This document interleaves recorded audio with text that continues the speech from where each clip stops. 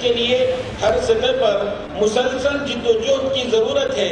اس لیے جمعیت علماء ہند اپنی سبھی اکائیوں کو متوجہ کرتی ہے کہ وہ اس تحریک کا حصہ بنے اور دلچسپی کے ساتھ اس کے کاموں میں شریک ہوں۔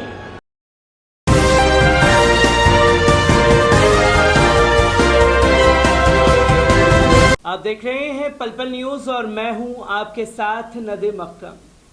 لگاتار مسلم دھرم گروؤں کی تابڑ توڑ بیٹھک ایک کے بعد ایک بیٹھک ہو رہی ہے، جس سے آر ایس ایس تو صاف طور پر خوف زدہ ہے ہی، اور تو اور خاص طور پر گودی میڈیا میں بھی خلبلی دیکھنے کو مل رہی ہے، کیونکہ اس سے پہلے ہم نے دیکھا تھا کہ مہاراشٹر میں ایک بیٹھک ہوئی، جس بیٹھک کو لیڈ حضرت مولانا خلیل الرحمان سجاد نعمانی صاحب نے کیا، جس میں تمام دانشوروں نے شرکت کی، اور اس کے بعد مشاورت کی 2 دن تک دلی میں بیٹھک چلتی رہی، جس میں تمام دانشور دھرم گرو شرکت کرنے پہنچے۔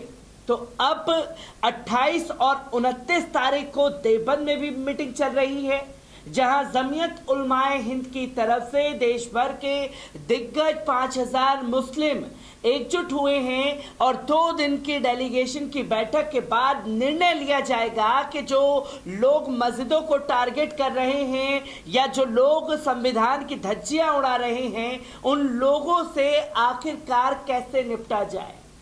ٹھیک 29 تاریخ کو یعنی کہ کل کے دن پورو سانسد محمد ادیب صاحب کی بھی بیٹھک دلی میں ہونی ہے۔ 31 تاریخ کو ایک الگ ڈیلیگیشن کی بیٹھک دلی میں ہونی ہے، اور تمام بیٹھکوں کے بعد یہ نرنے نکل جائے گا کہ کیا ٹھوس قدم اٹھائے جائیں گے۔ پر آج دیوبند میں جو میٹنگ چل رہی ہے، اس میٹنگ کی تصویریں سامنے آنے لگی ہیں، اور جیسے ہی میٹنگ کی تصویریں سامنے آئی ہیں تو خلبلی گودی میڈیا میں مچی ہوئی ہے کہ گیان ویاپی مسجد، قطب مینار مسجد اور متھرا مسجد کو لے کر کے کوئی بڑا ایکشن جمعیت علماء ہند کی طرف سے اٹھایا جا سکتا ہے۔ پہلے جو تصویریں آج دیوبند سے ہم لوگوں کے سامنے آ رہی ہیں، پہلے اس ویڈیو پر نظر ڈال لیجئے۔ بسم اللہ الرحمن الرحیم۔ اسلاموفوبیا کے انسداد سے متعلق تجویز بموقع اجلاس مجلس منتظمہ جمعیت علماء ہند 28-29 مئی 2022 دیوبند۔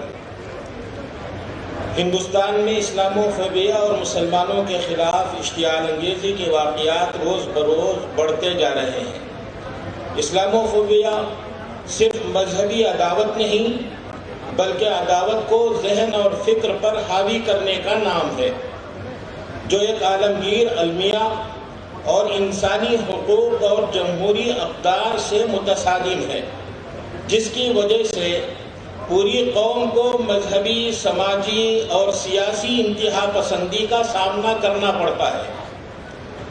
ہمارا وطن عزیز پہلے کبھی اس حد تک اس کی زد میں نہ تھا، لیکن آج ملک کی باغ ڈور ایسے لوگوں کے ہاتھ میں چلی گئی ہے جو ملک کی صدیوں پرانی شناخت کو بدل دینا چاہتے ہیں۔ ان کے نزدیک مشترکہ اقدار کی کوئی اہمیت نہیں ہے، ان کو صرف اپنا اقتدار عزیز ہے۔ اس صورتحال پر جمعیت علماء ہند انتہائی تشویش کا اظہار کرتے ہوئے درج ذیل تدابیر اپنانے کی ضرورت محسوس کرتی ہے۔ نمبر 1، لا کمیشن کی 2017 میں شائع ہونے والی 267ویں رپورٹ کے مطابق تشدد پر اکسانے والوں کو خاص طور پر سزا دینے کے لیے ایک علیحدہ قانون وضع کیا جائے، اور سبھی اقلیتوں بالخصوص مسلم اقلیت کو سماجی و اقتصادی طور پر الگ تھلگ کرنے کی کوششوں پر روک لگائی جائے۔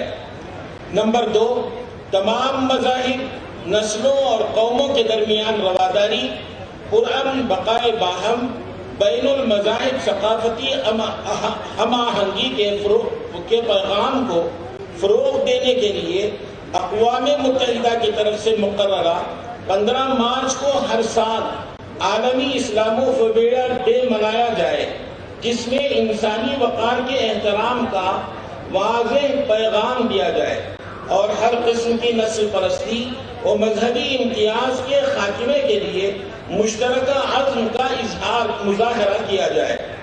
نمبر 3، ان حالات کے تدارک کے لیے جمعیت علماء ہند نے justice and empowerment initiative for Indian Muslims کے نام سے ایک مستقل شعبہ قائم کیا ہے، جس کا مقصد ظلم و ستم کو روکنا اور امن و انصاف کے قیام کے لیے حکمت عملی تیار کرنا ہے۔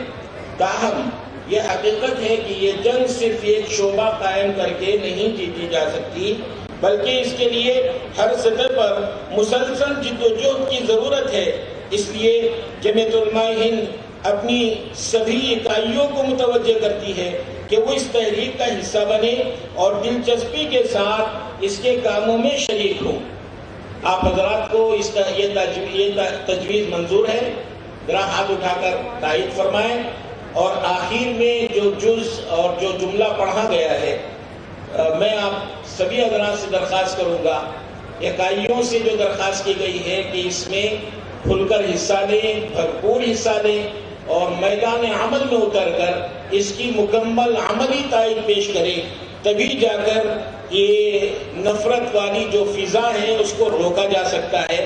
مجھے امید ہے کہ اب جو تائیدی تقریر ہوگی اس میں بات اور واضح اور کھل کر آئے گی، اور پھر اس کے بعد آپ کو اس میں شریک ہو کر کام کرنا آسان ہوگا۔ تو دوستو، آپ نے یہ بیٹھک کا نظارہ دیکھا جہاں تمام دانشور دگگج موجود ہیں، جس میں آپ نے دیکھا کہ جمعیت علماء ہند کے کال جن کے دوارا دی گئی، حضرت مولانا محمود مدنی صاحب وہاں موجود ہیں، جن کی دیکھ ریکھ میں پورے لوگ اکٹھا ہوئے ہیں ایک کال پر۔ تو اسی بیٹھک میں آپ کو نظر آئے مولانا بدر الدین اجمل، اسم کے سانسد اور تمام دانشور ان کے ساتھ اس جگہ پر موجود ہیں۔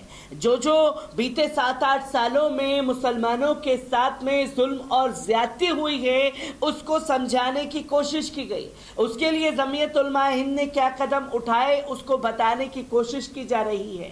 پر گودی میڈیا میں ایک کھلبلی صاف طور پر دیکھنے کو ملی، جہاں دیوبند میں جمعیت کا ادھیویشن اکٹھا ہوا ہے۔ آپ کو بتا دیں کہ دیوبند میں مسلم سنگٹھنوں کی شنیوار کو 2 दिवसीय بیٹھک شروع ہو چکی ہے۔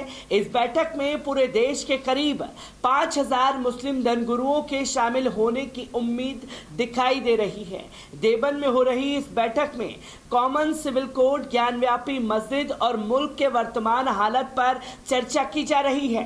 اس میں دیش کے کونے کونے سے مسلم دھرم گرو شامل ہو چکے ہیں۔ جمعیت علماء ہند نے کانفرنس میں شامل ہونے کے لیے سبھی کو بلایا ہے۔ یہ سبھی الگ الگ سنگٹھنوں سے جڑے ہیں۔ جلسے کی ادھیکشتا مولانا اسد مدنی اور محمود مدنی صاحب دوارا کی جا رہی ہے۔ جانکاری کے مطابق دیوبند کے عیدگاہ میں آیوجت جلسے میں گیان ویاپی مسجد، متھرا کی شاہی عیدگاہ مسجد اور دلی کی قطب مینار کو لے کر چل رہے وواد پر چرچا کے لیے دیش بھر کے علماء جٹ چکے ہیں۔